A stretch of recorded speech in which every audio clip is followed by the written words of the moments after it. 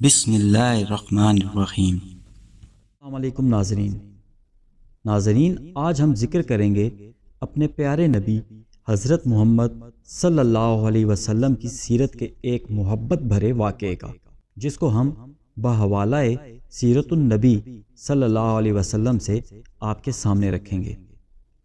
یہ وہ وقت تھا جب مکہ میں پیارے رسول صلی اللہ علیہ وسلم کو اسلام کی دعوت دیتے ہوئے 10 سال گزر چکے تھے۔ مکہ کی گلی کوچوں میں ہر طرف اسلام کے چرچے تھے۔ بہت سے مرد اور بہت سی عورتیں مسلمان ہو چکی تھیں، کچھ بچے بھی مسلمان ہو چکے تھے۔ پیارے نبی صلی اللہ علیہ وسلم کی زبان مبارک میں یہ اثر تھا کہ جو بھی آپ کی زبان سے حق کی آواز سنتا آپ کے ساتھیوں میں شامل ہو جاتا اور آپ صلی اللہ علیہ وسلم پر جان چھڑکنے لگتا۔ یہ حالت دیکھ کر مکہ کے کافر بہت جھنجھلاتے، رسول اللہ صلی اللہ علیہ وسلم کو نعوذ باللہ جادوگر کہتے اور لوگوں کو روکتے اور ان پر زور ڈالتے کہ ان کی باتیں نہ سنو۔ انہی دنوں میں یمن کے ایک مشہور شاعر طفیل مکہ میں آئے۔ یہ اپنے قبیلے کے سردار تھے اور یمن کے لوگ ان کو بہت مانتے تھے۔ جب یہ مکہ پہنچے تو مکہ والوں نے ان کا بڑا شاندار استقبال کیا اور بڑی عزت سے پیش آئے، مگر مکہ والوں کو یہ فکر ہو گئی کہ اگر کہیں طفیل نے محمد صلی اللہ علیہ وسلم کا کلام سن لیا تو یہ ضرور مسلمان ہو جائیں گے۔ وہ کلام ہے ہی ایسا کہ سننے والا بغیر اثر لیے رہ ہی نہیں سکتا، اور پھر طفیل تو خود ایک شاعر ہیں، کلام کی اچھائی کو پرکھنے والے ہیں۔ محمد صلی اللہ علیہ وسلم کا اونچا پر اثر کلام اور پھر ان کی سیرت و اخلاق کی کشش، طفیل نے اگر ان کو دیکھا تو مسلمان ہو ہی جائیں گے، اور اگر یہ مسلمان ہو گئے تو ان کا پورا قبیلہ مسلمان ہو جائے گا۔ مکہ والوں کے لیے طفیل کا یہاں آنا ایک بڑا حادثہ بن گیا۔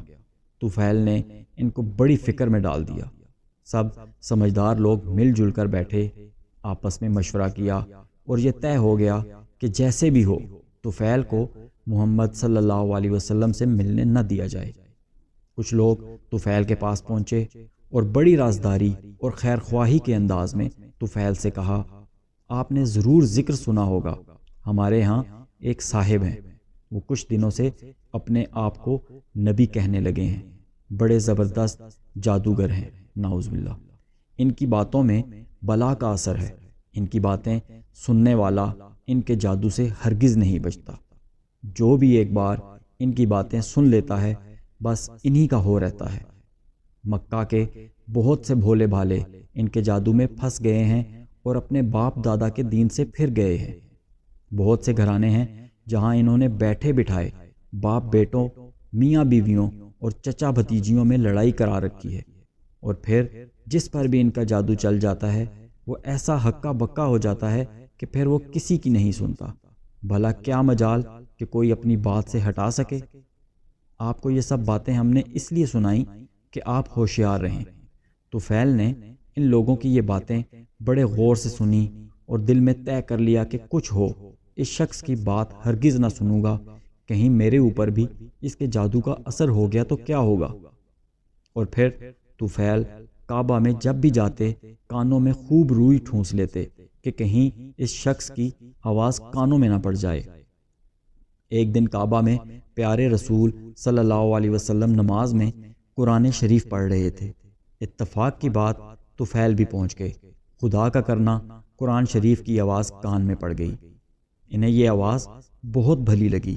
پہلے تو ٹھٹکے، لیکن پھر سوچا کہ خود شاعر ہوں، اچھی بری بات کو سمجھتا ہوں، کلام کی باریکیوں اور خوبیوں میں واقف ہوں، کیا میں اتنا بھی نہیں سمجھ سکتا کہ کون سی بات میرے لیے اچھی اور کون سی بری؟ سننا تو چاہیے کہ آخر یہ صاحب کس قسم کی باتیں کرتے ہیں۔ یہ سوچ کر انہوں نے اپنے کان ادھر لگا دیے۔ پیارے رسول صلی اللہ علیہ وسلم قرآن شریف پڑھ رہے تھے اور طفیل کا دل آہستہ آہستہ پگھل رہا تھا۔ ایک ایک آیت ان کا دل پر اثر کر رہی تھی۔ رسول اللہ صلی اللہ علیہ وسلم نے نماز ختم کی اور گھر جانے لگے۔ طفیل بھی پیچھے پیچھے ہو لیے۔ رسول اللہ صلی اللہ علیہ وسلم جب اپنے دروازے پر پہنچے تو ایک آواز آئی، حضرت مجھے بھی اندر چلنے کی اجازت دیں۔ پیارے نبی صلی اللہ علیہ وسلم نے مڑ کر دیکھا کہ یمن کے معزز سردار طفیل آپ سے اندر چلنے کی اجازت مانگ رہے ہیں۔ رسول اللہ صلی اللہ علیہ وسلم بڑی عزت سے انہیں گھر کے اندر لے گئے، اپنے پاس بٹھایا اور آنے کی وجہ پوچھی۔ طفیل نے اپنی پوری آپ بیتی سنائی۔ پیارے نبی صلی اللہ علیہ وسلم نے بڑی دل جمی سے طفیل کی آپ بیتی سنی۔ پھر طفیل نے کہا، حضور مجھے اپنی کچھ باتیں سنائیے۔ رسول اللہ صلی اللہ علیہ وسلم نے قرآن کی چند اثر بھری آیتیں پڑھ کر سنائیں۔ طفیل بڑے غور سے قرآن کی آیتیں سن رہے تھے اور انہیں ایسا معلوم ہو رہا تھا کہ دل کی سیاہی دھل رہی ہے، غفلت کے پردے اٹھ رہے ہیں اور حقیقت کا جمال ان کی آنکھوں کو روشن کر رہا ہے۔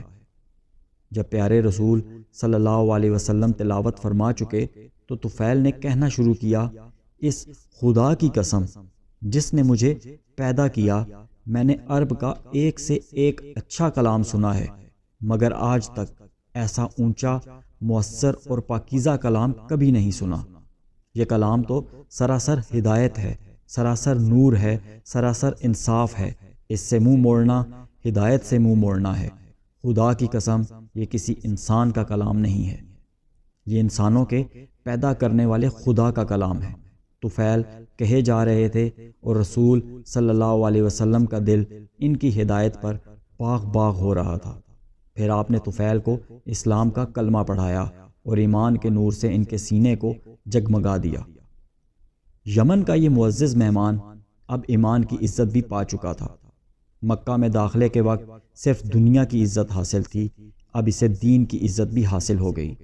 جب طفیل نے یمن کو واپسی کا ارادہ کیا تو پیارے رسول صلی اللہ علیہ وسلم سے عرض کیا، حضور میرا سینہ تو نور ایمان سے جگمگا اٹھا، لیکن میرا قبیلہ اور گھر کے لوگ تو کفر کے اندھیرے میں پھنسے ہوئے ہیں۔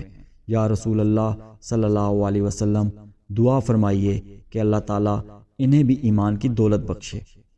پیارے رسول صلی اللہ علیہ وسلم نے دونوں ہاتھ دعا کے لیے اٹھائے، اے اللہ تو طفیل کو اسلام کا نشان بنا دے کہ اس سے لوگ اسلام کی راہ پائیں۔ طفیل ایمان کی تڑپ لیے گھر پہنچے۔ بوڑھے والد سے ملاقات ہوئی۔ طفیل بولے، ابا میں کفر کے اندھیروں سے ایمان کی روشنی میں آ گیا ہوں۔ ابا اب میرا آپ کا کوئی رشتہ نہیں، میں مکہ کے سچے رسول صلی اللہ علیہ وسلم پر ایمان لے آیا ہوں۔ اب میرا رشتہ صرف اسی شخص سے ہے جو اس رسول صلی اللہ علیہ وسلم کا کلمہ پڑھے اور اسلام کو اپنا دین مانے۔ طفیل کی یہ دل سے نکلی ہوئی باتیں سن کر والد سوچ میں پڑ گئے۔ اچھا، ایمان میں یہ قوت ہے کہ اس سے باپ بیٹے کا رشتہ بھی ختم ہو سکتا ہے؟ کیا ایمان کا رشتہ باپ بیٹے کے رشتے سے بھی زیادہ ہے؟ طفیل کے باپ عمرو دوسی نے سوچا اور اپنے بیٹے سے کہا، طفیل لاؤ ہمیں بھی سناؤ اس رسول صلی اللہ علیہ وسلم کی باتیں۔ طفیل نے باپ کو اسلام کا پیغام سنایا۔ حق کی کشش نے کام کیا اور بوڑھے باپ نے بیٹے سے کہا، طفیل بیٹے تم میرے بیٹے ہو اور میں تمہارا باپ ہوں، میں بھی اسی نبی پر ایمان لاتا ہوں جس پر تم ایمان لائے ہو۔ طفیل کی آنکھیں خوشی سے بہہ پڑیں اور بولے، ابا جان چلیے غسل فرما لیجئے اور اسلام کا کلمہ پڑھ کر اللہ کے پیارے بن جائیے۔ عمرو دوسی نے غسل کیا، کلمہ شہادت پڑھا اور اسلام کی دولت سے مالا مال ہو گئے۔ باپ کے بعد محبت کرنے والی بیوی سے ملاقات ہوئی۔ بیوی کو دیکھ کر طفیل کی آنکھوں میں محبت کے آنسو آ گئے، مگر وہ فوراً ہی سنبھلے اور بیوی سے کہا، پیاری بیوی اب ہمارا تمہارا کیا رشتہ؟ میں تو مکہ والے نبی صلی اللہ علیہ وسلم پر ایمان لا چکا ہوں اور تم ایمان کی روشنی سے محروم ہو۔ میں اسلام کی روشنی میں چل رہا ہوں اور تم کفر کے اندھیروں میں بھٹک رہی ہو۔ ایمان اور کفر کا کیا ساتھ؟ میرا رشتہ تو صرف ان لوگوں سے ہے جو اس خدا کی بندگی کریں جس کا کوئی شریک نہیں، اور اس رسول پر ایمان لائیں جسے خدا نے ہماری ہدایت کے لیے بھیجا ہے۔ طفیل کی اثر بھری تقریر سن کر بیوی کے دل کے دروازے بھی کھل گئے۔ حق کی کشش نے اسے بھی کھینچ لیا اور وہ کہنے لگی، پیارے شوہر آپ میرے شوہر ہی ہیں اور میں رہتی زندگی تک آپ کی رفاقت ہی میں رہوں گی۔ میں بھی اس خدا پر ایمان لاتی ہوں جو ساری کائنات کا خالق ہے اور ایمان لاتی ہوں اس رسول صلی اللہ علیہ وسلم پر جس پر آپ ایمان لائے۔ طفیل کا دل خوشی سے اچھل رہا تھا، ان کا چہرہ حق کی فتح پر چمک رہا تھا اور وہ یہ سوچ رہے تھے کہ کتنی کشش ہے ایمان میں۔ کروڑوں درود و سلام ہمارے پیارے نبی حضرت محمد صلی اللہ علیہ وسلم پر۔